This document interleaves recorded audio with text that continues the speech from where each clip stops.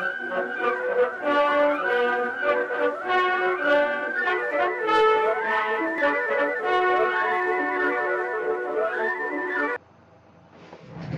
there! Today we're going to be talking about this ink.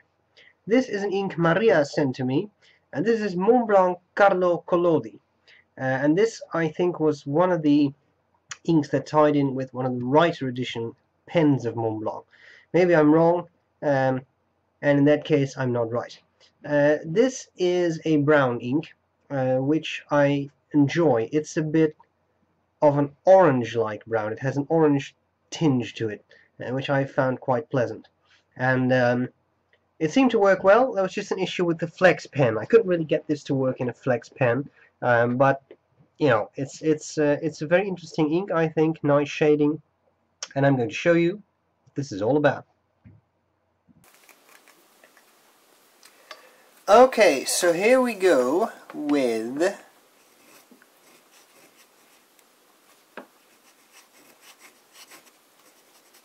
Montblanc Carlo Collodi.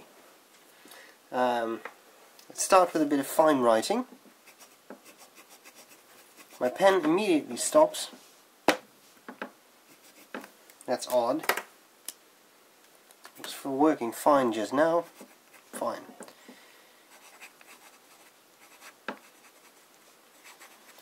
The quick brown fox had a long nose.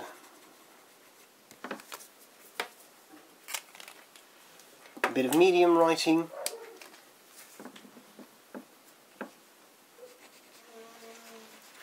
The quick brown fox had a long nose. So far I think what we are seeing is a light brown ink with a slight tinge of orange and pretty decent shading. Now I'm pulling out a broad nib. I think that should only increase the shading because it's also quite wet.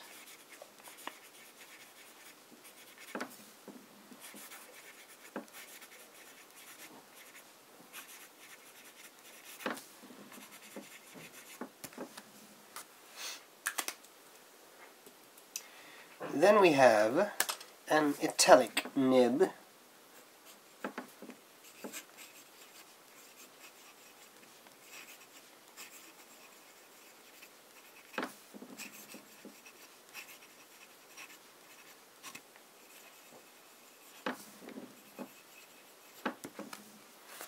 And finally,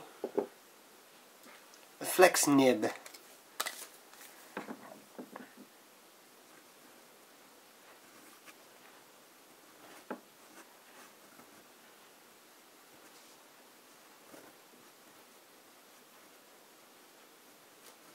No.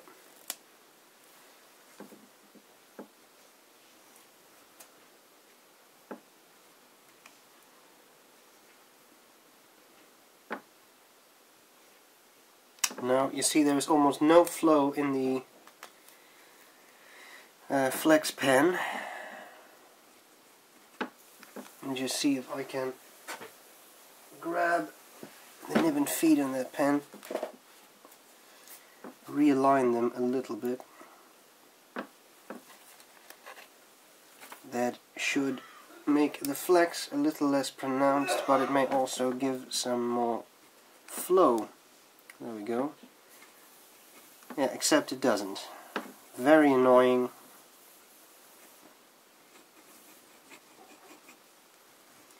I can get no flow going.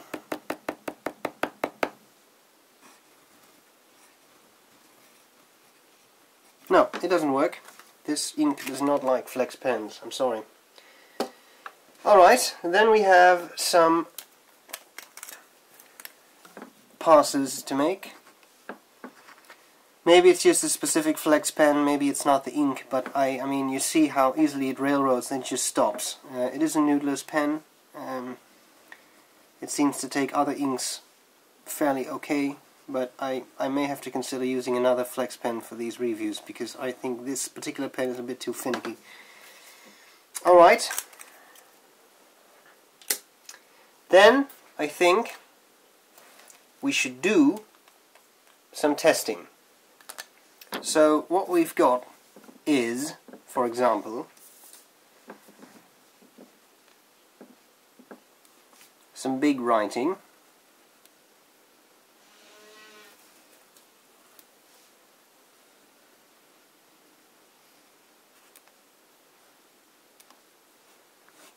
C for Carlo. Then we should do some normal writing with medium nib.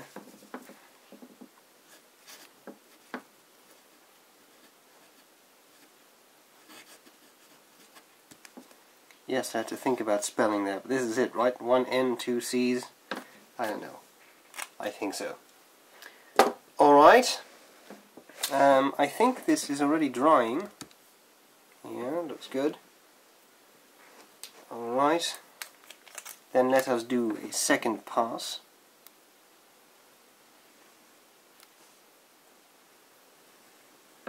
There we go. And then I think, yep, that is dry. That means we can start with nothing else than the bastard brush.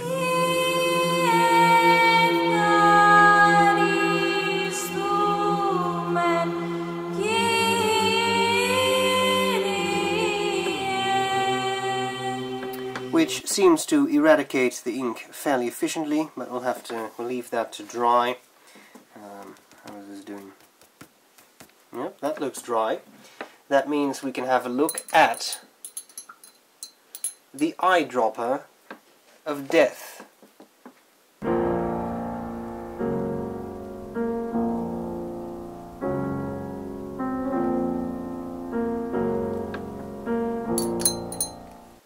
Alright, and then of course there is that moment you've all been waiting for, the Tardif test. And I cannot get any ink on the knife. It just flies off. So we'll have to leave it at this. I've got the feeling this is an extremely liquid ink, if that makes sense. It feels very thin, and I think that's one of the reasons the flex test fails. Alright, and then finally we have that very special moment, the brown benchmark. Interesting benchmark. And I think that we can now do our third and final pass here.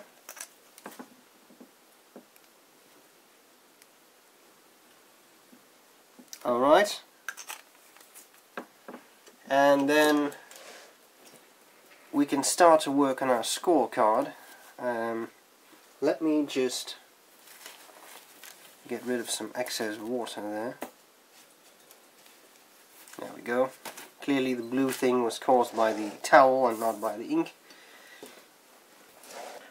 Alright.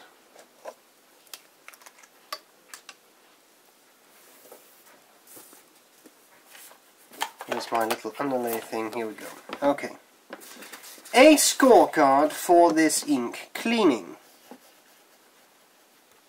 Well, I haven't done that yet, but looking at how fairly easily it dissolves in ink, in water, I think this is not going to be an issue. I'm going to give it a 1 for ease of cleaning. Then we have bleed through. That is something we'll have to assess later. We have color. Well, that's an orangey brown.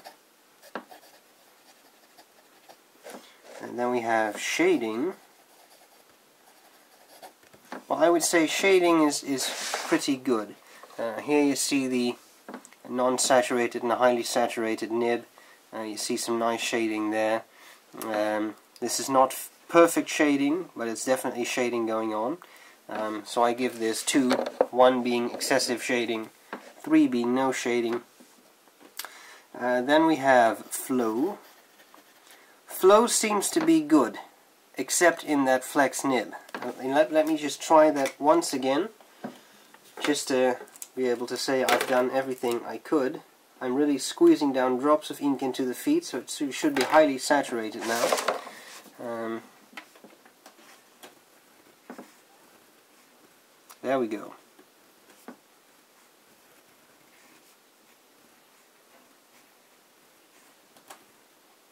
And there we got the railroading again. And then it just stops.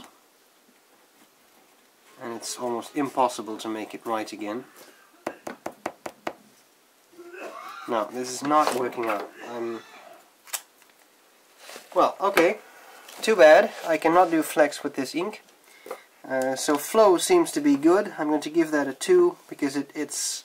I don't know, something goes wrong with the flex nibs. But then we have feathering.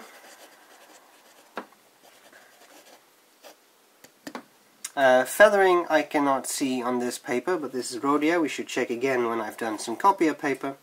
We have drying time. Well, I'm going to give that full marks on that account because it dries fairly quickly. It's still a bit wet there, but I mean this is already dry, so I think that's pretty good. Well, apparently that's not dry. Anyway, it dries quickly. I've seen much wetter and inks that take a long time to dry, so that's good.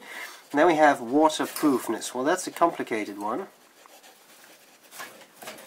As you can see with this fat writing, the water almost eradicates the writing. I mean, it's just a colored blob there. It's almost gone. Now you still see bits of the writing there, but large parts are also gone. So it's not terrible, it's not fantastic. I'm going to give that 2. Alright, then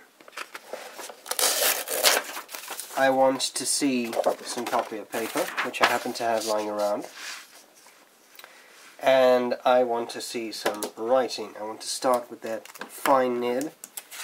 Notice how in the simple, regular, fine writing mode the pen works, I was going to say. It doesn't work either.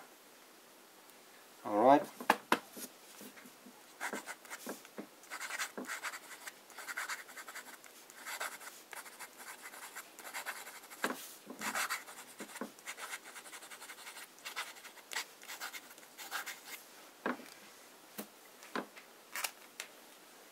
Medium.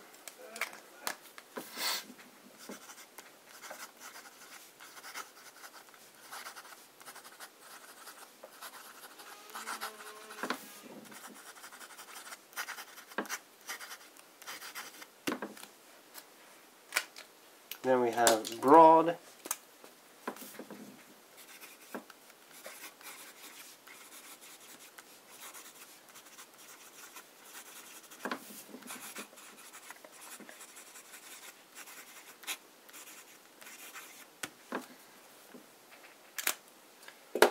Italic.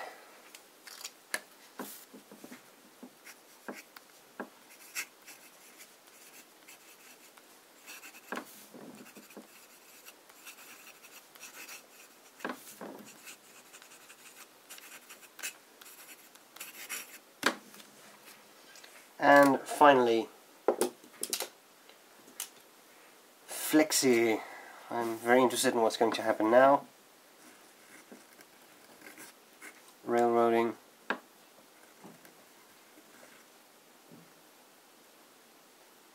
Because even when I go very slowly, I still get this railroading. Can hardly make it right. And it writes for a while if I squeeze some ink into the feed.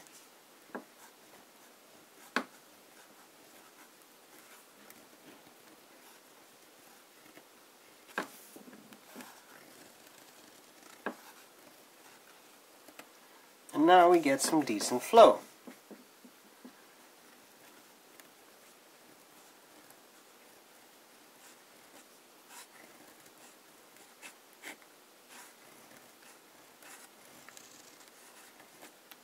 And it just keeps flowing and flowing.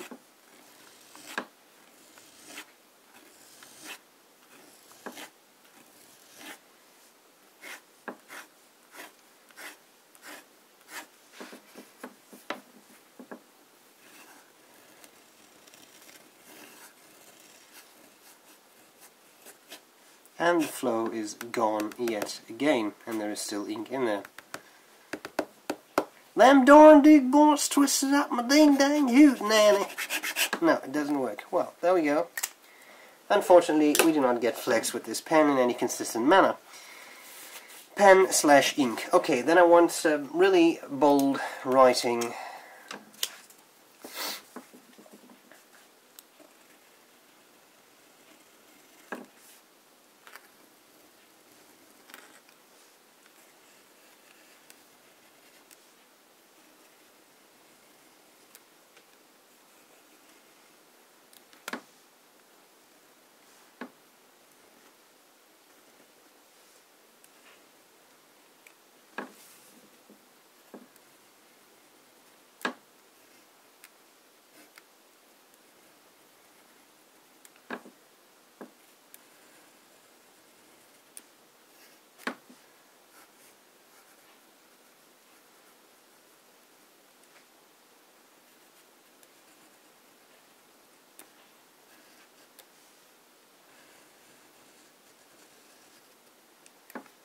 There we go. Alright. Now, I want to see me some feathering, and I see it right there. Excessive feathering in the flex writing. This is copy of paper, but you know it's a lot of ink. When it comes to normal writing, even in the broad nib, I don't see a whole lot of feathering, but there is a little bit going on at the end of the letters. I'm not sure how well you can see that. It's minor, but it is there. Same goes for the. You see this I here, for example, at the lower bit there is a bit of feathering. However, it's not extremely pronounced, so I wouldn't. I mean, this is copy of paper, and this is laying down a lot of ink. When it comes to this super bold writing, there's not a whole lot going on. In the flex writing, it's excessive. So, to give us an idea, bleed through is excessive too in the flex writing. It's pronounced in the very broad writing, and you can even see it. Here's a broad regular nib. I see a lot of bleed through. Even in this fine nib, now this is not entirely realistic because I had to push fairly hard to get the pen to start.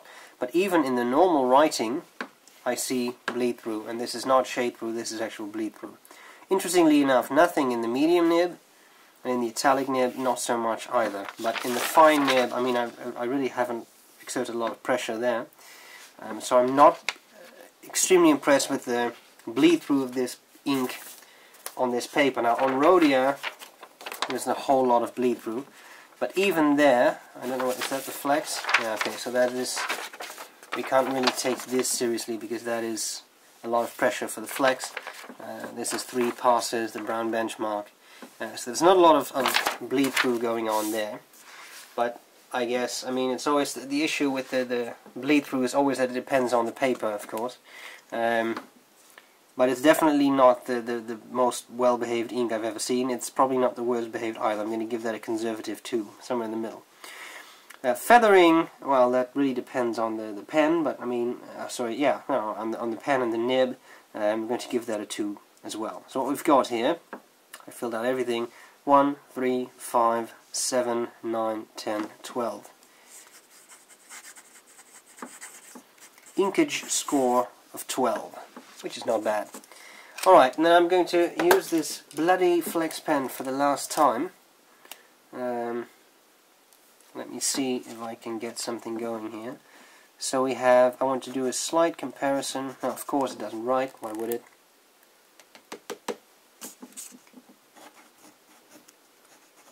Ambi,